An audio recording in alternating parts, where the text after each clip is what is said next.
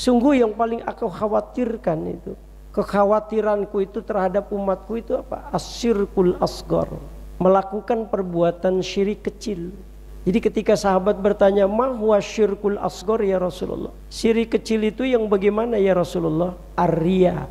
Ada kecenderungan ketika kita melakukan perbuatan kita itu ingin dipuji oleh orang lain. Ini penyakit nih, hati-hati. Selama itu masih ada di dalam diri kita, keikhlasan tuh nggak akan bisa. Makanya nggak gampang untuk bisa meraih sebuah keikhlasan ini. Perlu perjuangan untuk bisa meraih itu. Ada ikhlasnya, ikhlas dunia. Bagaimana tuh ikhlas dunia? Orang yang habis sholat tapi masih ada kecenderungan minta rezeki sama Allah.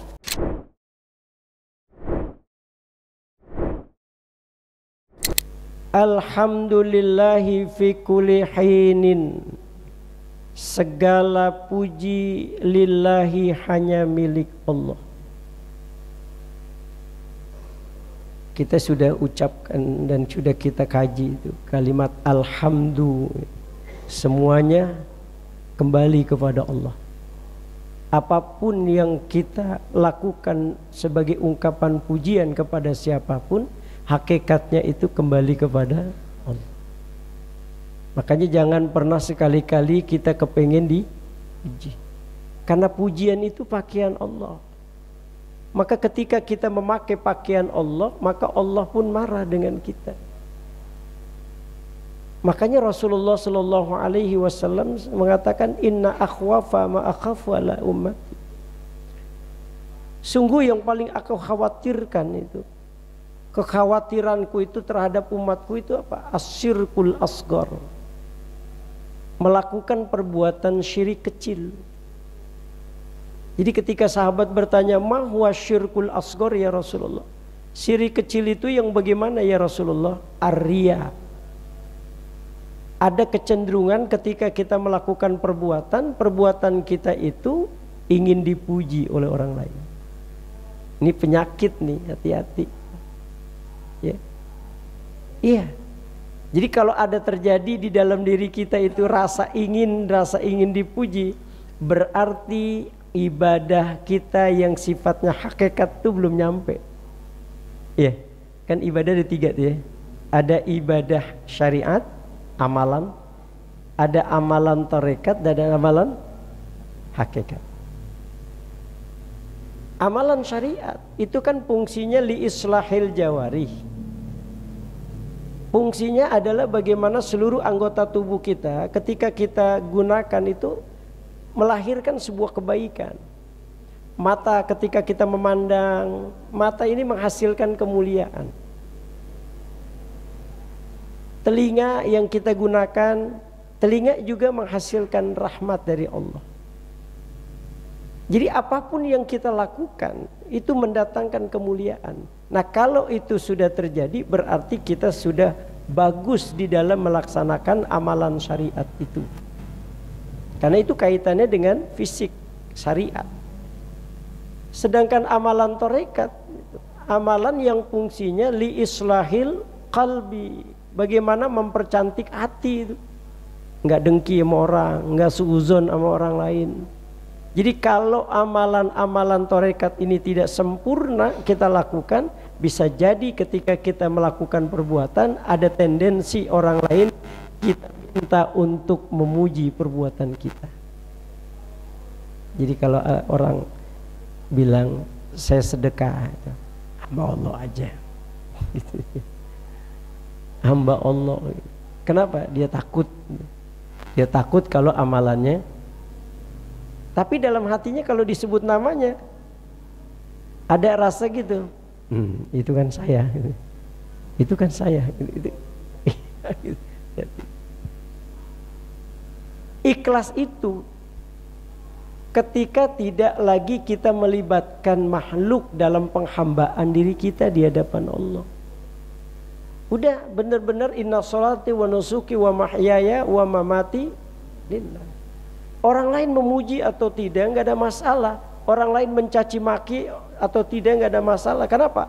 Karena orientasi kita dalam beribadah kepada Allah itu bukan manusia, tapi Allah. Katanya gitu ya. Ustadz Firman ngaji di depan tuh ya supaya orang lain tahu Ustadz saya ini rajin ngaji. Berarti kan ada apa?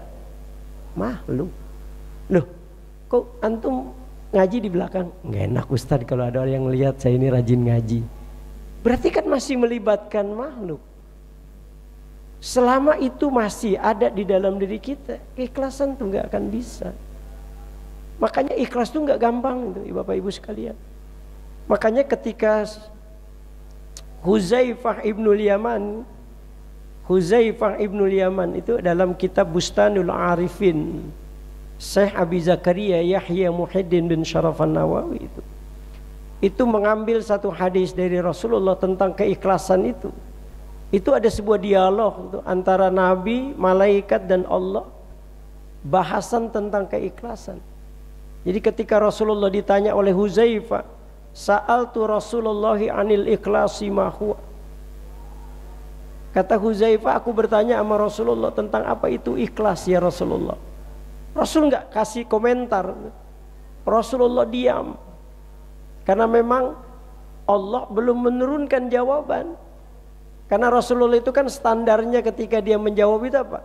Wa ma yantiqu anil hawa in huwa illa wahyu yuha. Semuanya pasti berdasarkan wahyu. Nah karena wahyu tidak diturunkan oleh Allah, Rasulullah terdiam. Sampai akhirnya Rasulullah karena belum diturunkan wahyu, Rasul tanya sama malaikat. Sa'altu Jibril anil ikhlasi ma huwa. Aku bertanya kepada malaikat Jibril tentang apa itu keikhlasan. Loh, malaikat pun sama. Tidak ada komentar sedikit pun diucapkan malaikat ketika Rasulullah mempertanyakan tentang keikhlasan itu. Sampai akhirnya Rasulullah itu mendapatkan jawaban dari Allah karena malaikat bertanya, sa'altu Jibril sa'altu Rabbal Izzati anil ikhlasi ma huwa. Jadi kata malaikat, aku bertanya kepada Allah tentang apa itu ikhlas. Apa jawaban Allah? Al-ikhlasu sirrun min asrari auda'tuhu qalba man uhibbu min ibadi. Ikhlas itu sirrun min asrari, rahasia dari sekian banyaknya rahasia-rahasia aku, kata Allah. Makanya nggak ada yang tahu. Mang Ustadz Firman tahu ikhlas Pak Ustadz Firman hari ini datang? Belum tahu, belum tentu. Jangan kita yang sekelas malaikat aja nggak diizinkan oleh Allah tahu akan keikhlasan hamba-hamba Allah, karena itu adalah rahasia Allah. Makanya Allah katakan sirrun min asrari auda'tuhu qalba man uhibbu min ibadi. Dia rahasia dari rahasia-rahasia Allah. Auda'tuhu qalba man uhibbu min ibadi, yang aku titipkan, kata Allah, ke dalam kolbu hamba-hambaku. Jadi ikhlas itu Allah titipkan ke dalam kolbu hamba-hambanya yang dicintai. Makanya nggak gampang untuk bisa meraih sebuah keikhlasan ini. Perlu perjuangan untuk bisa meraih itu. Makanya ikhlas itu tingkatannya bermacam-macam. Nanti ketemu di dalam kitab Nasoihul Ibad itu. Ada ikhlasnya, ikhlas dunia. Bagaimana tuh ikhlas dunia? Orang yang habis sholat tapi masih ada kecenderungan minta rezeki sama Allah. Ada nggak? Ini habis sholat doanya tuh, Allahumma inni as'aluka rizqan wasi'an mubaraka. Dia habis sholat, dia menghadap Allah, lalu dia berharap ibadahnya itu, dia berdoa agar Allah memberikan apa yang dia minta. Itu mohon maaf, kalau dalam perspektif tasawuf itu seolah-olah kita nggak yakin tuh. Kalau kita minta rezeki kepada Allah, seolah-olah kita nggak yakin kalau Allah akan memberikan kita rezeki. Dalam Al-Quran kan Allah katakan, ma min dabatin fil ardi illa 'alallahi rizquha. Nggak ada satupun makhluk yang aku ciptakan di muka bumi ini yang tidak aku berikan rezeki. Itu janji Allah. Tahu-tahu kita minta. Berarti nggak Pak? Nggak yakin dengan. Nah, ini dalam perspektif tasawuf. Ya, ini kan kita masih jauh, ya, masih doanya masih gitu Ustaz Firman ya. Allahumma inni as'aluka rizqan wasi'an. Ikhlas itu ikhlas, tapi ukurannya masih dunia. Ada lagi ikhlas yang akhirat. Yang ibadahnya masih minta, nah, dia habis sholat khusyuk tahajud, Allahumma inna nas'alukal jannata wa na'imaha. Iya, ada nggak yang gitu? Banyak. Ya Allah karuniakan aku surga dengan segala kenikmatan. Padahal dia habis sholat. Masih ada yang dia harapkan dari Allah. Maka kalau memang betul ikhlas, nggak ada lagi yang kita harapkan kecuali ridho Allah Subhanahu wa ta'ala. Dan nanti puncaknya itu kita malu. Malu mau minta rezeki. Kenapa? Karena apa yang kita minta, apa yang kita dapat itu jauh lebih banyak dari yang kita minta. Allah udah memberikan kenikmatan kepada kita jauh dari apa yang kita minta. Kira-kira nih kalau kita hitung-hitung, lebih banyak yang kita minta apa yang belum kita minta Allah kasih rezeki? Kira-kira? Pasti yang belum kita minta. Allah sudah berikan kita nikmat berlimpah. Iya kan? Apa pernah kita berdoa, ya Allah berikan aku kesehatan jantung sehingga mengalirkan darah ke urat-urat nadi? Enggak juga. Atau ya Allah berikan aku kesehatan ginjal sehingga memfilter racun-racun yang masuk dalam tubuhku, ya Allah. Apa pernah doa begitu? Enggak. Tapi Allah berikan kita kesehatan. Makanya malu nanti pada tingkat tertinggi kita meminta sesuatu itu malu. Makanya yang ada cuma ilahi antal maqsud waridhaka matlub. Hanya ridho Allah yang kita harapkan. Makanya sekelas Rabi'atul Adawiyah itu kita bisa jadikan contoh bagaimana seorang hamba Allah yang ketika dia beribadah kepada Allah yang muncul mahabbah, cintaan. Makanya nggak ada yang diharapkan oleh Rabi'atul Adawiyah kecuali kecintaan Allah. Iya, makanya dia kalau dakwah itu dia bawa ember berisi air lalu bawa obor gitu. Robi, apa yang kau lakukan? Dengan bahasa diplomatis dia mengatakan, kalau malam ini saya menemukan neraka, saya mau siram neraka supaya padam. Kenapa? Karena berapa banyak orang-orang yang beribadah kepada Allah karena takut masuk ke dalam neraka. Tapi kalau malam ini aku menemukan surga, saya bakar itu surga. Sebab apa? Sebab berapa banyak orang-orang yang beribadah kepada Allah menginginkan surganya Allah, bukan karena keriduan Allah. Itu ini dalam perspektif tasawuf. Ada orang nanti itu dimasukkan oleh Allah ke dalam surga karena ibadahnya yang 80 tahun nyaris tidak pernah dia berbuat maksiat. Dimasukkan dia ke dalam surga, ditanya oleh Allah, dengan alasan apa engkau masuk ke dalam surga? Karena ibadahku ya Allah. Karena ibadahku yang 80 tahun. Aku beribadah, aku 80 tahun.